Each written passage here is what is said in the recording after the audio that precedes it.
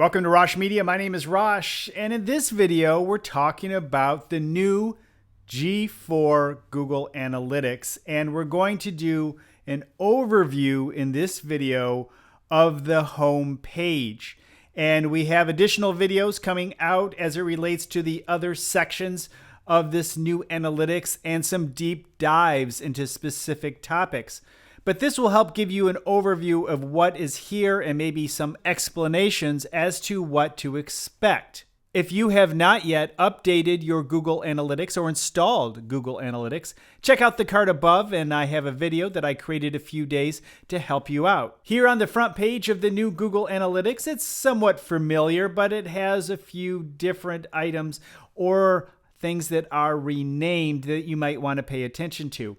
If you are looking for Firebase reporting, you can toggle right here under reporting and go to that system. On the front page, we have convenient cards, which we will get to in a moment, but I want to go down the left-hand column just to give you an idea of what some of the other videos will be about and the topics that we'll discuss. We'll talk about the real-time page. We'll talk about acquisition and what is underneath that, including user acquisition and traffic acquisition, engagement, the overview, events, pages, and screens, monetization. This is especially important if you have an e-commerce website, and we'll have e-commerce purchases, in-app purchases if you have an application, and of course, publisher ads. The retention section, which is very important, we'll go over that. Demographics. This new analytics has a lot of information that you can use about your visitors, and that is one of the neat things about this analytics. It really drills down and allows us to compare so we can make good choices about our websites. Obviously, there's tech related to your website visitors, conversions, which is really important, and events, which is another metric you can use to judge success of your campaigns and the traffic that you are driving. Analysis, which we can really dive deep into as it relates to the different types of analysis and the templates that are available that Google is giving us to help us out, to help us understand the journey of our visitors. And the ability to configure custom audiences, which you can market to in the future. And user properties, which will help you understand your visitors, such as their careers, their interests, and specific personal details. We have a debug view and, of course, access to the admin section of Google Analytics. Let's head back up to the top of the home page and review the cards that give us a lot of information at a quick glance. One useful tool is the comparison option. Clicking on comparison allows you to dig in a little bit deeper on the front page to see who are your visitors, what are their characteristics, such as their age and city, country, where are they coming from, as well as technical information, and of course information you might want to know about their first touch date. How often are they coming back based on their first visit, the mediums in which they are coming to your website. All that stuff can be compared and drilled down to with up to 5 different options. To get out of this section, just click on the X and you have additional information such as customizing your reports, sharing your reports. You can share a link or export your report as a PDF or a CSV file. And if you're interested in the latest insights of Google's machine learning as it relates to your Google Analytics, click on this icon here, and the insights are categorized into different sections such as demographics and technology and e-commerce. The first card shows us users and new users, as well as average engagement time, and if you have an e-commerce site, a quick view of your current revenue based on the number of days which are displaying. These dashes at the bottom will show you an increase or decrease of those metrics based on the number of days shown.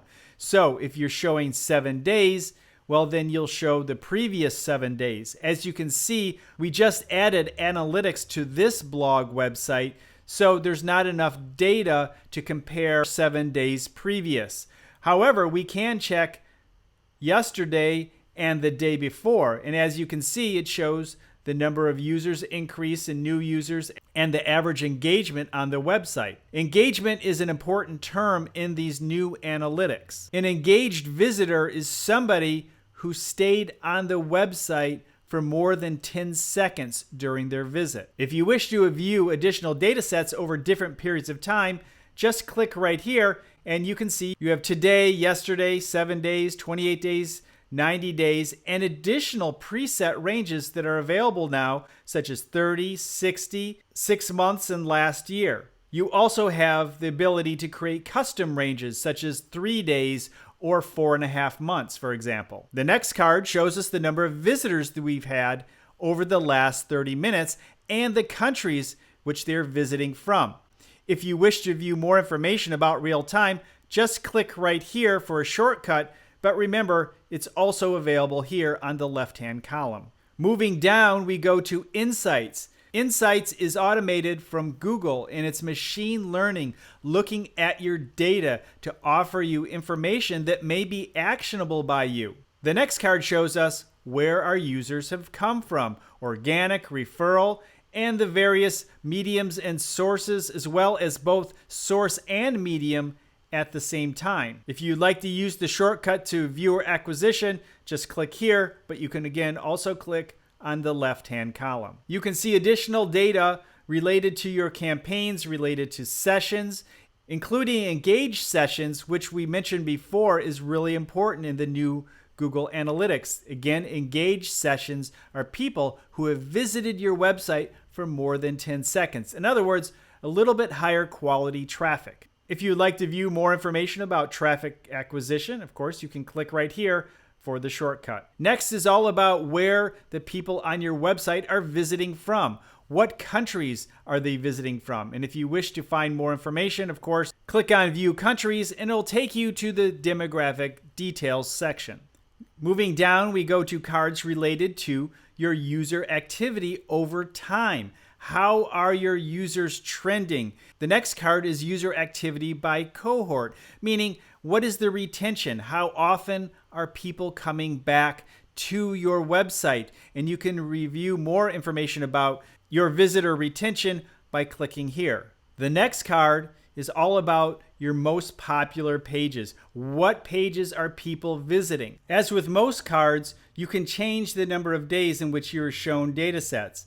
In this situation, I want to be able to see how many views I received the day before yesterday. The right side of the number of views shows you increases and decreases to the number of views. The next card is related to events and how many events have happened. And again, these dashes will represent increases or decreases based on the data available. Moving down, information related to conversions, e-commerce purchases if you have an e-commerce website. And lastly, conversions by platform, but there's also a drop down which gives you event count and total revenue. And of course, over time, Google will add more cards to the homepage of your Google Analytics. So that's the basic overview. If I've missed something or you want me to dig down deeper into a specific area, let me know in the comments below.